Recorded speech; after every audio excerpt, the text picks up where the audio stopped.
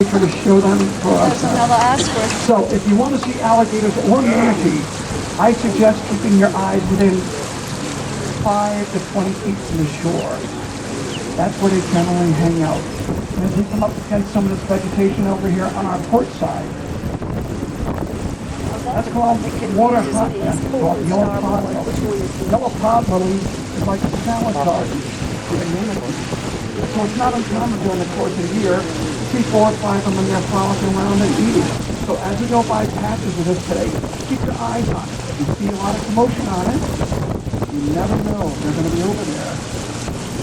So I'd like to tell everybody a little bit about where we came from.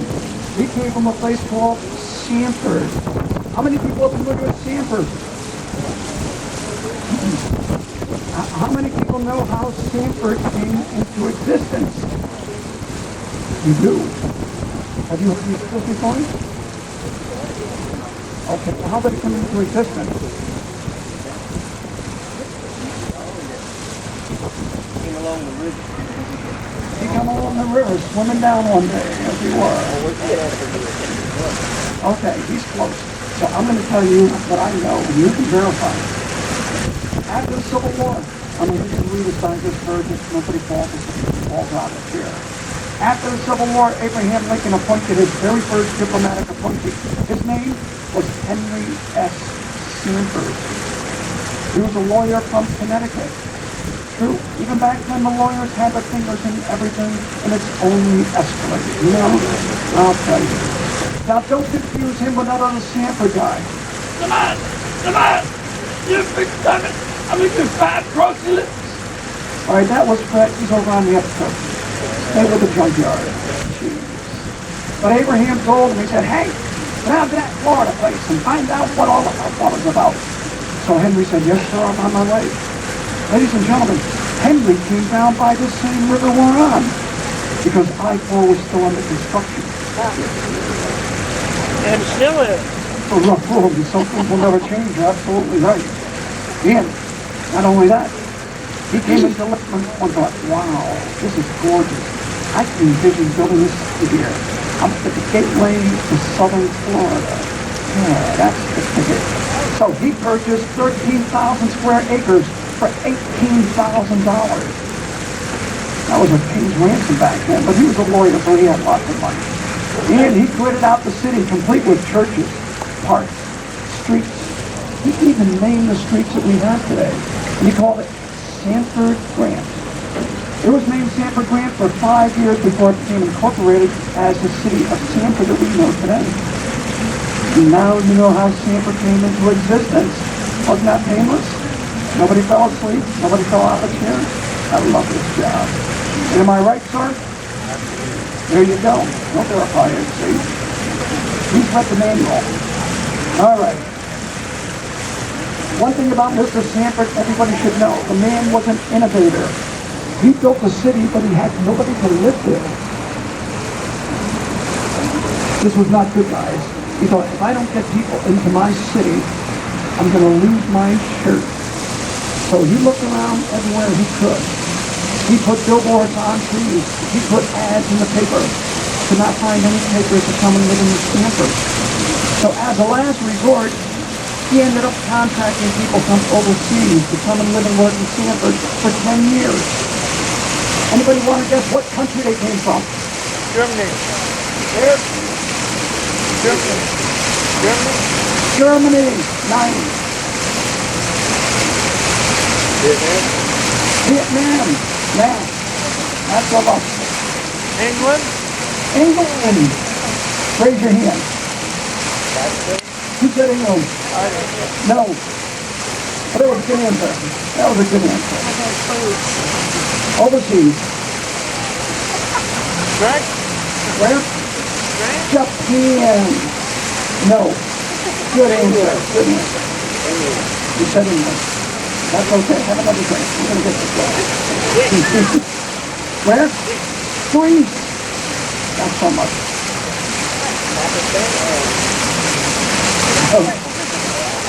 Italy. Maroon. No. All right. I'm going to tell you, yes. This young lady back here is yelling, Sweden. Sweden. I'm going to tell you, it's from Sweden. Absolutely. If you think there's a why in the world will people from Sweden come down to Central Florida?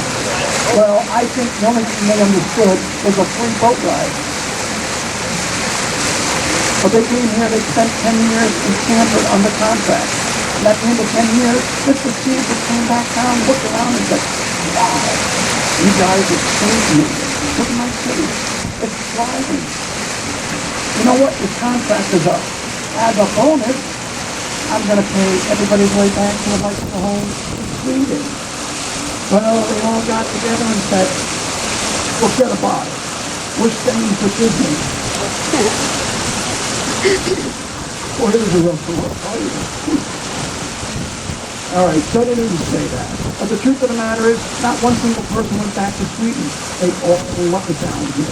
If you look around Central Florida today, you can still see so many signs of the food population that was so prevalent. Absolutely. Enough about Mr. Stanford. We left that place, we went across the lake to get where we are now.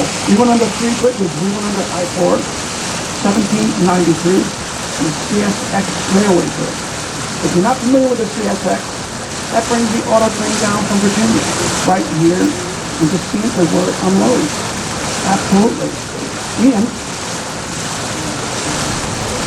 we are now in the beautiful St. Johns River. And what is the biggest thing about the St. Johns that everybody knows? It flows north. Not only does this river flow north, it is the longest northern flowing river in all the United States. That was on Jeopardy, so you know it's got to be true. Alex would never lie. How far up does it go? All the way. Yeah, I can do that too, you know.